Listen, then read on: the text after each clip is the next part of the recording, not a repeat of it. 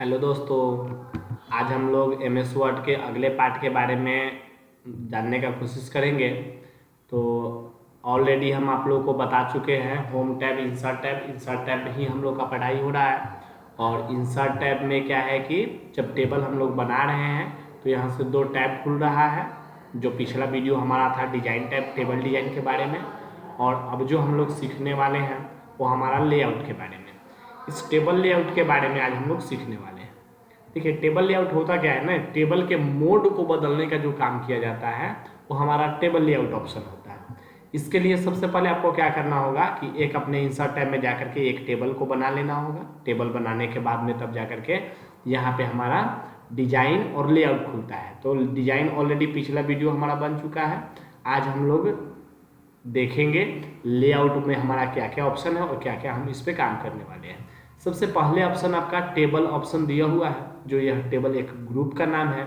इसमें आपको सबसे पहला ऑप्शन सिलेक्ट दिया हुआ है। सिलेक्ट का काम होता है, चाहे आपका सेल हो, चाहे आपका कॉलम हो, चाहे रो हो, चाहे टेबल हो, ये सिलेक्शन करने के लिए इस्तेमाल किया जाता है। जैसे सिलेक्ट सेल का इस्तेमाल करते हैं तो सिर्फ एक सेल को सिलेक्ट कर रहा है। फिर यदि हम आते हैं कॉलम का इस्तेमाल करते हैं तो देखिए सिर्फ कॉलम को सिलेक्ट करने का काम कर रहा है। फिर यदि आगे बढ़ते हैं रो को सिलेक्ट करते हैं तो ये देखिए रो को सिलेक्ट करने का काम कर रहा है।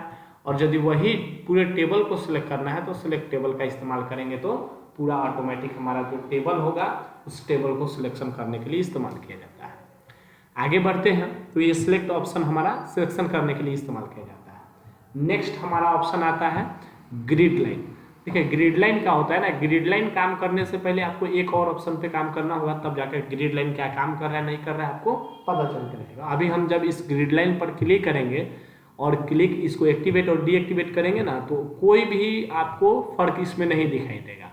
लेकिन जब भी हम इरेजर के माध्यम से जाएंगे और इसमें का यानी जो हमारे पास टेबल है, इस टेबल के कुछ बॉर्डर्स को हम इरेज करते हैं, मिटाने का काम करते हैं। जब मिटाएंगे तो ऑटोमेटिक आपको दिख रहा होगा ऊपर की तरफ जो हमारा जो ग्रेडिंग किया हुआ है जो हमारा लाइनिंग दिया हुआ है, इसी लाइनिंग को इंडिकेट करने के लिए, बताने के लिए ग्रिड लाइन का इस्तेमाल किया जाता है। यदि इस पर से हम क्लिक हटा देते हैं, मतलब ये ग्रिड लाइन को डीएक्टिवेट कर देते हैं, तो जो हमारा इंडिकेट कर रहा था कि हमारा टेबल कहाँ से कहाँ तक है वो आपका काम करना बंद कर देता है।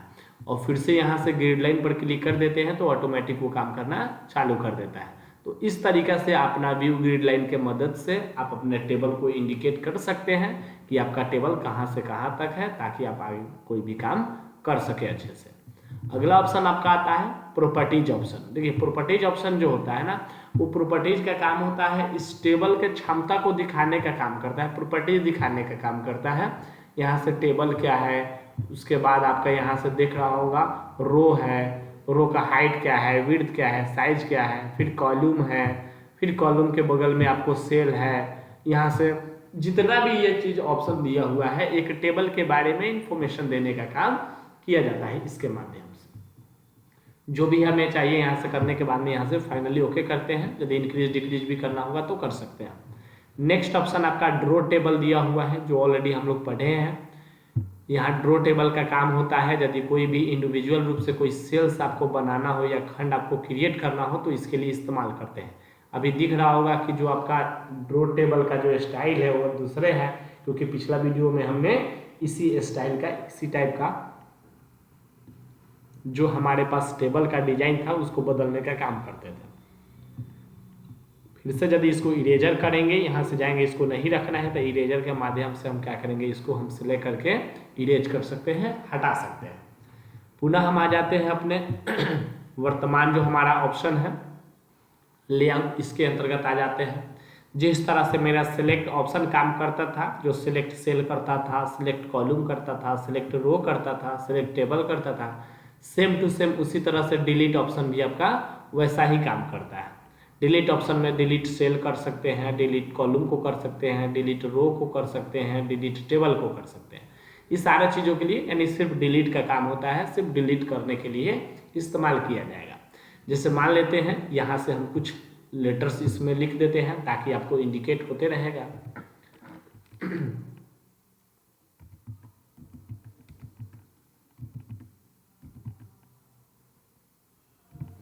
यहाँ से आपको दिख रहा होगा। पुनः हम इसमें भी कुछ हम फिल कर लेते हैं ताकि आप लोग को मतलब समझने में कोई समस्या नहीं हो। इसके बाद में देखिए, यहाँ से करने के बाद में यहाँ से जब डिलीट में जाते हैं तो यहाँ से डिलीट सेल बोल रहा है। यदि किसी भी सेल को डिलीट करना है तो वो आपके ऊपर डिपेंड करता है कि आप किस साइड से कौन से सेल को डिलीट करना चाह रहे हैं। तो यहाँ से जैसे मान लेते हैं कि हम लेफ्ट साइड का एक शिफ्ट को डिलीट करना चाहते हैं, तो यहाँ से करके और ये करते हैं। ये देखिए आपके लेफ्ट साइड से एक सेल को डिलीट कर दिया गया है जो ऑलरेडी यहाँ से ए लेटर से शुरू था। जो ए लेटर वाला सेल आपका डिलीट हो गया है, यहाँ बी से शुरुआत आपका हो गया है। जो पहले आपका, इसको हम एक स्टेप बैक करते हैं। ये देखिए आपका फर्स्ट वाला ए वाला लेटर वाला सेल था। अब जब ही हम जाते हैं यहाँ से और डिलीट सेल करते हैं और ये लेफ्ट साइड से एक सेल को डिलीट किया जाता है, तो ऑटोमेटिक देख रहे होंगे कि ए वाला सेल डिलीट हो गया, बी ऑटोमेटिक यहाँ पे शो करके दिखाने का काम करता है। अगला ऑप्शन हमारा आता है कॉलम का। यदि कोई कॉलम डिलीट करना चाहते हैं, जैसे मान लेते हैं हम इस बी वाले कॉलम पर क्लिक किए हुए हैं, यदि इस लाइनिंग को डिलीट करना हो तो यहाँ से जाते हैं और डिलीट कॉलम पर एक बार क्लिक करेंगे तो ये देखिए जो बी वाला कॉलम था उसमें 1 2 जो लिखा हुआ था वो वाला कॉलम मेरा डिलीट हो चुका है। आगे बढ़ते हैं, यदि रो को किसी डिलीट करना हो, जैसे मान लेते हैं यहाँ पे सी डी ई एफ ये जो रोल बनाया गया है, इस रो को डिलीट करना चाहते हैं तो फिर जाएंगे यहाँ से और डिलीट रो पर क्लिक करेंगे तो ये मेरा ऊपर वाला जो रो था वो डिलीट हो गया। नेक्स्ट और लास्ट ऑप्शन इसमें का बचा हुआ है, जो आपके टेबल को डिलीट करने के लिए जो छोटा सा टेबल बचा हुआ है, जो टेबल का टुकड़ा बचा हुआ है, इस टेबल को यदि डिलीट करना चाहते हैं तो यहाँ से डिलीट टेबल पर एक बार क्लिक करेंगे, ऑटोमेटिक जो भी टेबल आपका होगा वो सब टेबल रिमूव कर देता है। यदि पुनः वापस आना हो तो फिर ये जो बैक स्पेस का आपको दिया हुआ है, यहाँ से बैक नेविगेशन जिसको अंडो रीडो बोलते हैं, यहाँ से जितना बार हम करेंगे प्रेस करेंगे ऑटोमेटिक हमारा क्या होगा कि ये बैक आ जाता है। पुनः हम अपने वर्तमान टेबल के अंतर्गत आ जाते हैं।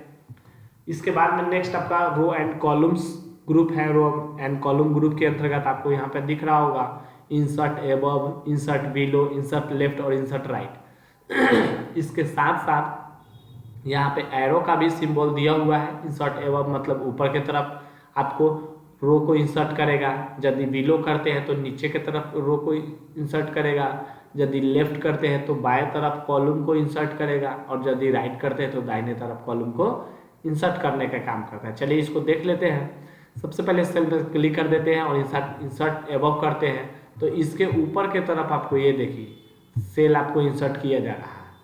यदि वही इंसर्ट बिलो करते हैं तो सबसे लास्ट वाले हम सेल में क्लिक कर देते हैं ताकि पता चलेगा। इंसर्ट बिलो करेंगे तो ऑटोमेटिक ये देखिए नीचे की तरफ आ गया। फिर यदि इंसर्ट लेफ्ट करते हैं, मान लेते हैं कि बाएं तरफ आपको मतलब बढ़ाना हो तो इंसर्ट लेफ्ट का इस्तेमाल करेंगे तो ये देखिए बाएं तरफ आपको बढ़ रहा है जितना बार क्लिक करेंगे।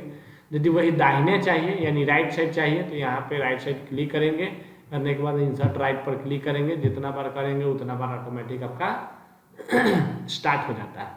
तो ये हमारा insert above, insert below, insert left और इंसर्ट राइट, ये जो होता है ना अपने टेबल के संख्या को बढ़ाने के लिए इसमें हम लोग इसका इस्तेमाल करते हैं।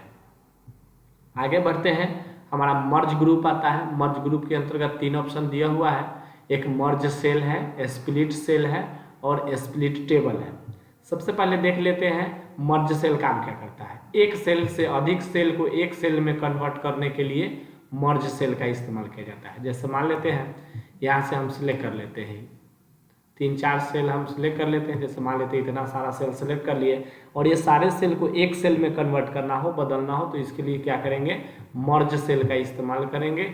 ये देखिए सारे सेल को एक सेल में कन्वर्ट कर दिया, इसके लिए इसका इस्तेमाल किया जाता है। पुनः यदि चाहते हैं इस सेल में खंडित कर देना है यानी टुकड़ा बना देना अपने ज़रूरत के हिसाब से, तो इसके लिए क्या करेंगे, यहाँ से जाएंगे स्प्लिट सेल में। स्प्लिट सेल जाने के बाद में आपसे पूछा जाता है कि कितना रो और कितना कॉलम वाला आप टेबल को क्या है कि बनाना चाह रहे हैं। तो यहाँ से जैसे मान लेते हैं 2 कॉलम दिया हुआ है तो 4 कॉलम कर लेते हैं और यहाँ से रो का संख्या भी हम बढ़ा लेते हैं। जैसे मान लेते हैं 3 रो का संख्या कर लेते हैं और कर देते हैं यहाँ से ओके। ये देखिए रो का संख्या 3 का 3 हो गया, लेकिन कॉलम का संख्या आपका अलग अलग हिसाब से बढ़ गया। यानी पहले जो हमारा कॉलम का संख्या था वो संख्या था 6, अभी हो गया है कॉलम का संख्या हमारा 4, 1 2 3 और 1 4। पहले 6 था, अब 4 हो गया, थोड़ा इसका साइज बढ़ गया है। तो इस तरीक़े से आप स्प्लिट सेल का इस्तेमाल कर सकते हैं। नेक्स्ट हमारा आता है स्प्लिट टेबल। तो स्प्लिट टेबल का जो काम होता है वो टेबल को बांटने के लिए इस्तेमाल किया जाता है। जैसे कि मान लेते हैं कि यहाँ से ये जो हम क्लिक कर दिए, यहाँ से टेबल को 2 खंड में बांटना है, तो स्प्लिट टेबल का इस्तेमाल करेंगे, टेबल 2 खंड में बढ़ जाने का काम करेगा। फिर से यदि चाहते हैं इस पर क्लिक करेंगे, स्प्लिट टेबल पर क्लिक करेंगे, ऑटोमेटिक टेबल आपका अलग अलग खंड में बढ़ जाता है। तो जब टेबल आपका बटेगा तो लास्ट में जो मेरा टैब खुलता था वो टैब भी मेरा रिमूव हो जाने का काम करता है। फिर टेबल पर क्लिक करेंगे तो ऑटोमेटिक वो ऑप्शन मेरा एक्टिवेट हो जाता है। तो इस तरीक़ा से आप अपने टेबल में जो भी बांटना चाहते हैं, चाहे आपका सेल में हो चाहे टेबल में हो, तो इसके लिए हम लोग इसका इस्तेमाल करते हैं मर्ज वाले ग्रुप ऑप्शन का। पुनः हम इसको वापस आ जाते हैं ताकि मेरा पहले की भांति जो भी हमारा टेबल था वो कम्प्लीटली बन करके तैयार हो जाए। नेक्स्ट आगे बढ़ते हैं ऑटो फिट के अंतर्गत। ऑटो फिट के अंतर्गत 3 ऑप्शन है, जो auto fit content, auto fit window और फिक्स कॉलम विड्थ दिया हुआ है। देखिए ऑटो फिट कंटेंट क्या होता है ना कि जितना जिस सेल में जितना कंटेंट है उस सेल का साइज उतना ही बड़ा रहने देगा, बाद बाकी सबको छोटा कर देने का काम करता है। जैसे कि यहाँ पे हम लिख लेते हैं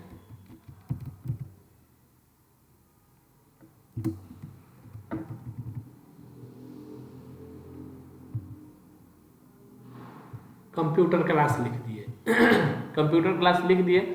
इसका यदि चाहते हैं कि हमारा ये जो टेक्स्ट लिखा हुआ है एक ही सेल में रहे, मेरा जो टेक्स्ट है एक ही सेल में रहे, लेकिन क्या है ना कि हमारा ये लाइनिंग मेरा मोटा रहेगा, बाद बाकी सब हमारा लेटर बाई लेटर रहे। तो इसके लिए क्या करेंगे, ऑटो फिट में जाते हैं और यहाँ से ऑटो फिट विथ कंटेंट पर क्लिक कर देते हैं एक बार। तो ये देखिए जिस खंड में आपका ज़्यादा टेक्स्ट है उस खंड का साइज बड़ा है, और जिस खंड में हमारा सेल में कुछ नहीं है, मतलब एक लेटर है या कुछ नहीं है, तो उस सेल का साइज एकदम छोटा कर देने का काम करता है।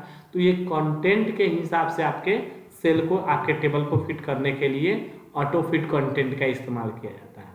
नेक्स्ट ऑप्शन आपका आता है ऑटो फिट विंडो, यानी इस विंडो का जो कैपेसिटी है उसके हिसाब से इस टेबल को फिट करने के लिए इस्तेमाल किया जाता है। ये देखिए उसी टेबल के साइज को थोड़ा सा इंक्रीज कर दिया, और जितना दूर तक आपके पेज में जो टेक्स्ट लिखा जा सकता है उसमें उसको फिट करने का काम करता है। और यहाँ से फिक्स कॉलम विड्थ कर देते हैं, तो जो भी कॉलम या रो का जो साइज है उसको ऑटोमेटिक फिट कर देने का काम करता है। आगे बढ़ते हैं, यहाँ से रो हाइट और कॉलम विड्थ दिया हुआ है, ज़रूरत के हिसाब से इसके साइज को आप बढ़ा भी सकते हैं और ज़रूरत के हिसाब से अपने घटा भी सकते हैं, या कर्सर को यहाँ पे भी लेकर के अपने साइज को बढ़ा सकते हैं, या साइज को यहाँ से अंदर की तरफ ले जा करके इसको घटा भी सकते हैं। अपने मतलब जैसा आपको ज़रूरत पड़े उस ज़रूरत के हिसाब से अपना काम एकदम आराम से आसानी से कर सकते हैं, कोई मुश्किल नहीं है इसमें।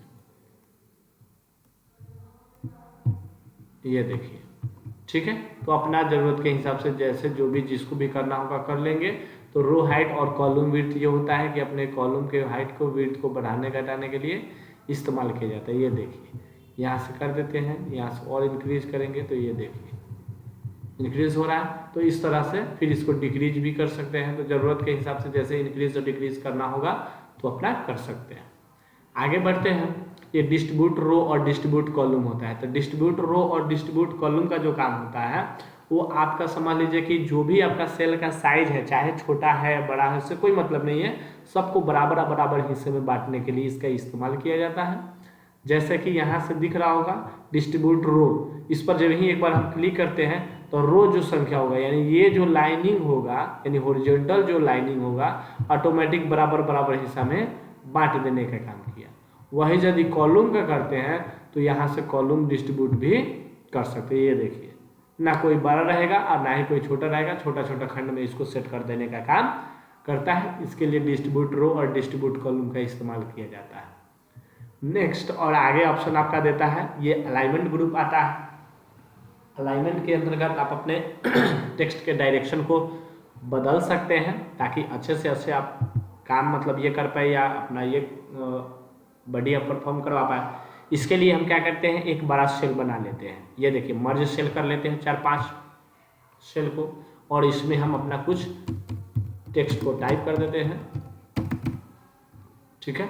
टाइप करने के बाद में हम अलग अलग तरीके से अलग अलग पोजीशन से यदि इस टेक्स्ट को सेट करना चाहते हैं, अभी देखिए टॉप एंड लेफ्ट में है, फिर यहाँ से टॉप एंड सेंटर कर लेंगे, फिर टॉप एंड राइट कर लेंगे, सेंटर आप लेफ्ट कर लेंगे, सेंटर करेंगे, सेंटर सॉरी राइट लेफ्ट करेंगे, बटन सेंटर करें लेफ्ट करेंगे, से बटन सेंटर करेंगे और हम बटन राइट करेंगे। यानी इस 9 जगह में आप जहां मन करे वहां पे अपना या जो लोकेशन देना हो वो लोकेशन दे करके अपना सेट कर सकते हैं, उसके लिए कोई दिक्कत नहीं होगा आपको।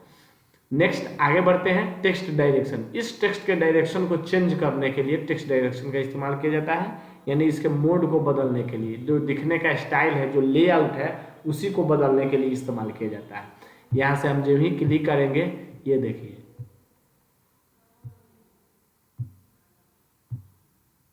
ऑटोमेटिक आपका हो रहा है, तो इसके लिए इसका इस्तेमाल हम कर सकते हैं अपने ज़रूरत के हिसाब से।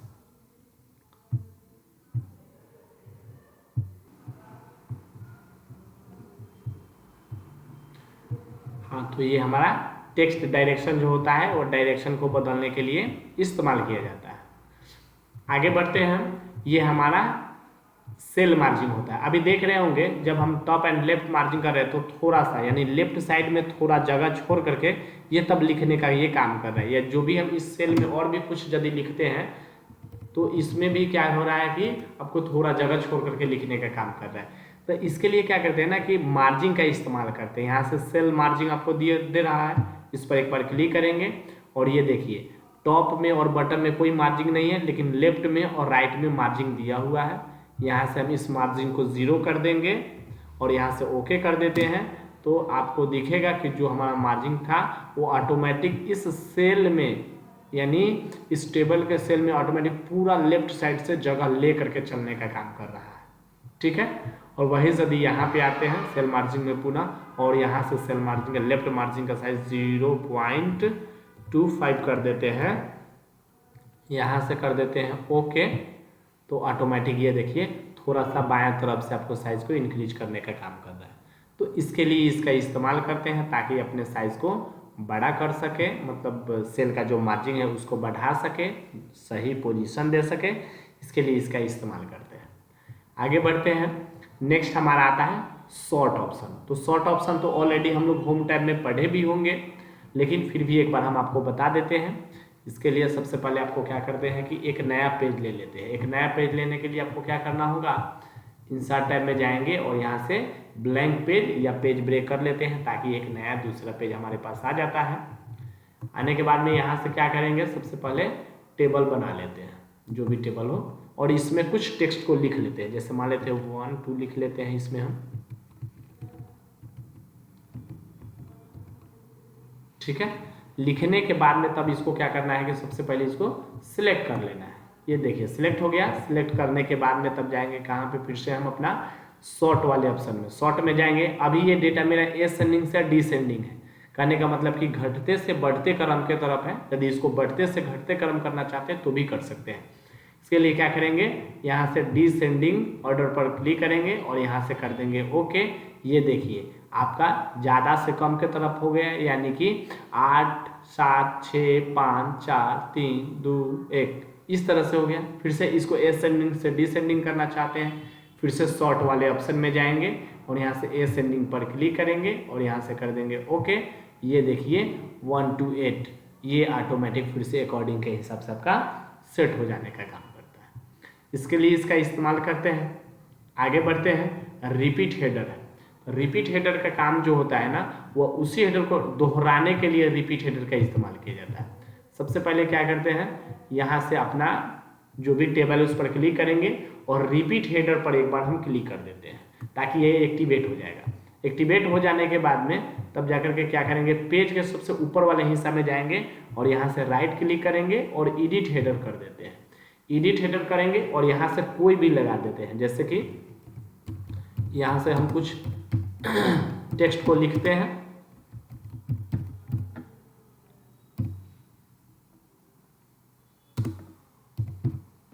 और हम चाहते हैं कि यही मेरा हेडर जो है ना सारे पेज में ऑटोमेटिक अप्लाई होते रहे, तो इसके लिए इसका इस्तेमाल करते हैं। तो यहाँ से क्लोज हेडर पर क्लिक करेंगे और ये देखिए इस मेरे पेज में ऑटोमेटिक ही आ गया, हेडर लग गया।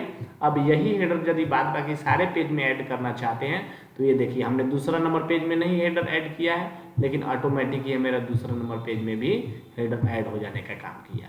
ये देखिए फिर से यदि हम कोई दूसरा पेज लेते हैं, नया पेज लेने के लिए क्या करना होगा, पेज ब्रेक करना होगा। पेज ब्रेक का शॉर्टकट की होता है कंट्रोल के साथ Z button control inter button press करेंगे तो ऑटोमेटिक एक नया पेज दे देने का काम करेगा। तो ये दिख रहा होगा आपको कि हमारा इस पेज में भी एक नया हेडर ऐड हो जाता है, इस पेज में भी, यानी वही हेडर रिपीट मोड में आ करके बार बार लगातार वो आने का काम करता है। देख रहे होंगे सारे पेज के हेडर में आपको नेशनल कंप्यूटर साहिबगंज मुजफ्फरपुर लिखा हुआ है। यहाँ से अपना उस तरह से लगा करके चेक कर लेंगे ताकि बार बार हमें लगाने की कोई आवश्यकता नहीं होगी, ज़्यादा हमें समय वेस्ट नहीं होगा। इसके लिए हम लोग इसका इस्तेमाल करते हैं। आगे बढ़ते हैं, कन्वर्ट टू टेक्स्ट है। कन्वर्ट टू टेक्स्ट जो हमारा दिया हुआ है ऑप्शन ई, इसका काम जो होता है ना, ये टेबल को, यानी ये जितना भी बड़ा टेबल है इस टेबल को किसी सिंबल में, किसी अल्फ़ाबेट में या किसी नंबर में यदि इसको सेट करना चाहते हैं तो इसके लिए हम लोग इसका इस्तेमाल करते हैं।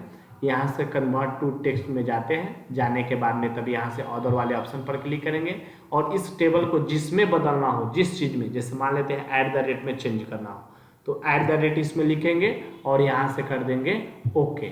ये देखिए सारा का सारा सेल आपका जो है ना वो @ में चेंज हो जाने का काम करता है।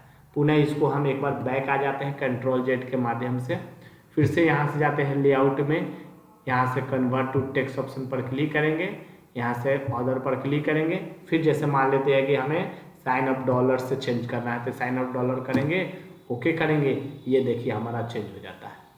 तो इस तरीक़ा से आप अपना जो भी है सबको चेंज कर सकते हैं, अपने सेल को जो भी है उसको एक विशेष सिंबल में कर सकते हैं। आपका लेआउट में लास्ट ऑप्शन फार्मूला है तो फार्मूला हमें एक्सेल में पढ़ना है, इसीलिए इसमें हम इसको स्किप कर रहे हैं। लेआउट का आपका ऑप्शन पूरा समाप्त हुआ, इंसर्ट टाइप का लेआउट हम लोग ख़त्म किए। और वीडियो को अच्छा से शुरू से लेकर लास्ट तक देखिएगा तो आपको एकदम 100% इसको समझ में आ ही जाएगा, ताकि आगे आपको पढ़ने में किसी प्रकार की कोई समस्या नहीं हो। आप अपना जो भी जहाँ पे भी जिस तरीके से देख रहे हैं अपने पूरा वीडियो को देखें। यदि समझ में नहीं आता है और किसी तरह का कोई परेशानी होता है तो आप कमेंट सेक्शन में ज़रूर जा कर के लिखिए, ताकि आपके समस्या को सॉल्व करने के लिए कोई ना कोई तरीका उपाय को ढूंढा जाए। ठीक है, आई होप आप लोग को वीडियो अच्छा लगा होगा। आज के लिए इतना ही। अगला वीडियो जो आपका इंसर्ट टाइप का इलस्ट्रेशन रहेगा वो अगले पार्ट में आप लोग को मिलेगा। तब तक के लिए धन्यवाद।